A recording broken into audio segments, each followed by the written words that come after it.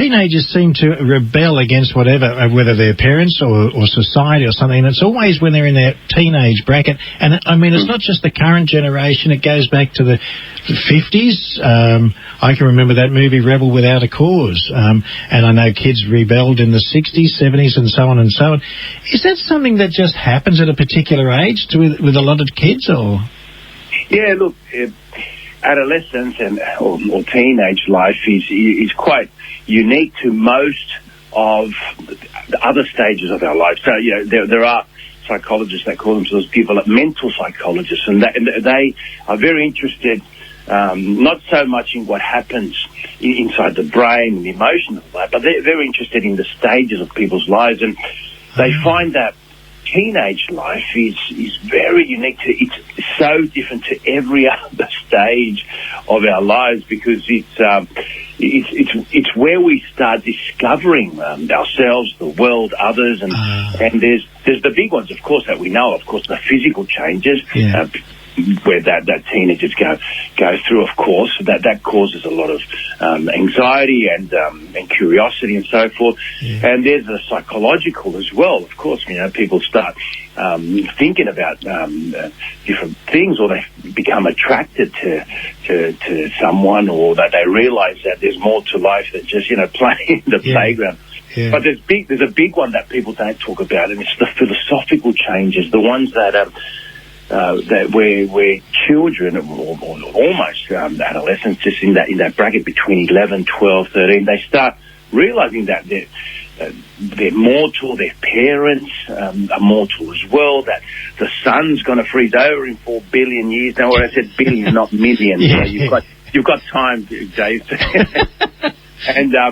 And so it's all these things that no one has an answer for. Not even Socrates. They know that. No one has an answer for these things. And so that changes. So what happens is that, it becomes a very, very difficult time until we come out of it, when we're sometimes even early, 16, 17, 18, usually between, these days a bit earlier, 11 to about 18, 17. Wow. So it's a complex time. But yes, there's a lot of, what happens is that because of all these things happen, they tend to rebel, if you like, against a world that there's no answers for.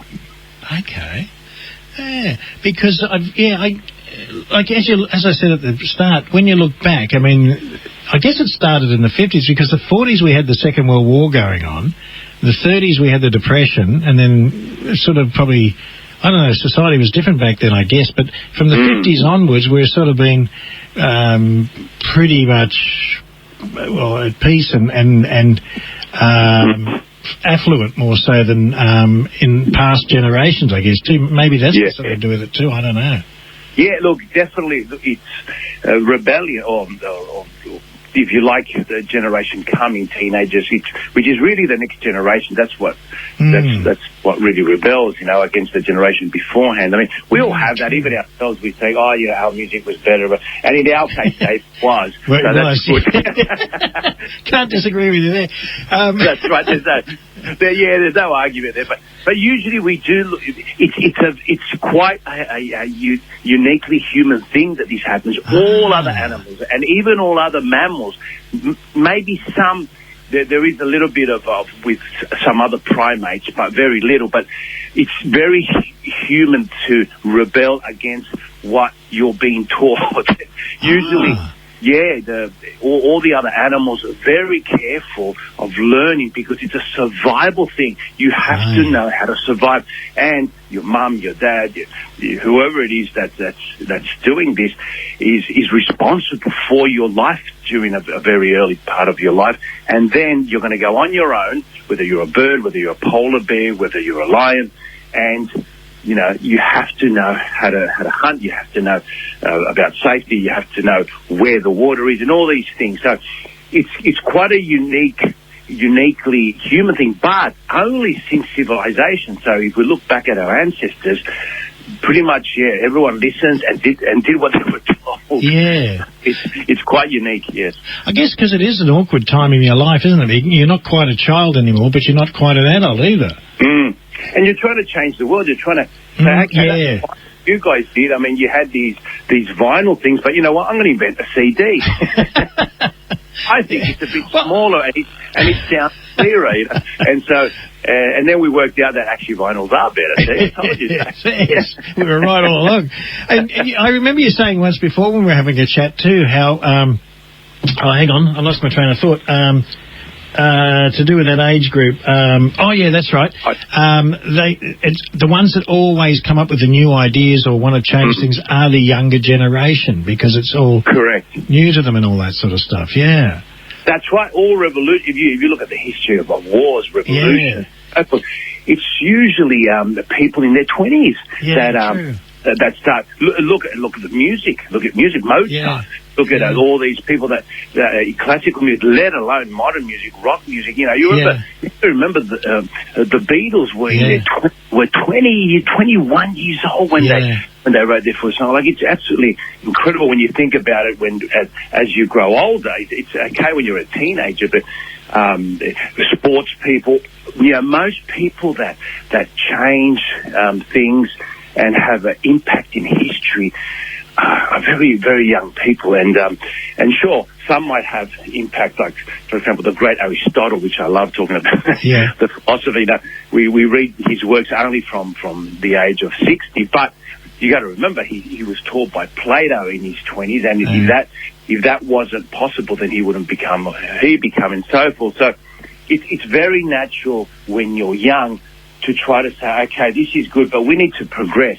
So as a species, as an individual, what can I do to change this, to make it better? And a lot of the time that comes through rebellion. But there was a great author which I love, Albert Camus, Algerian, the French writer in the 50s and the 60s, and he talked about rebellion being absolutely necessary to be authentic, and absolutely necessary, funny enough, to understand a world without much meaning in it. And so it's quite a complex and very interesting subject matter.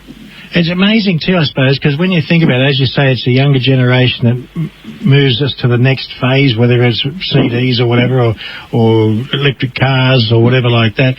We'd still be in caves otherwise, wouldn't we?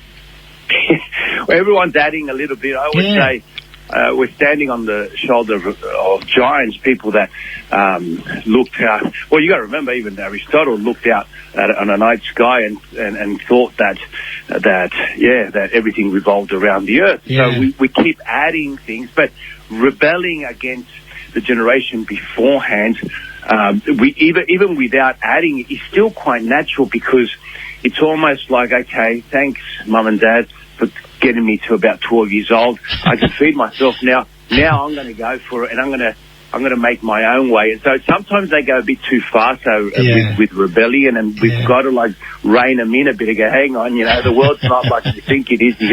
There are some rules, there are some codes, and everything else is fine. Creativity is fine. If one is a rebel in a creative manner, that is fantastic. But a rebel without a cause, my friend, no.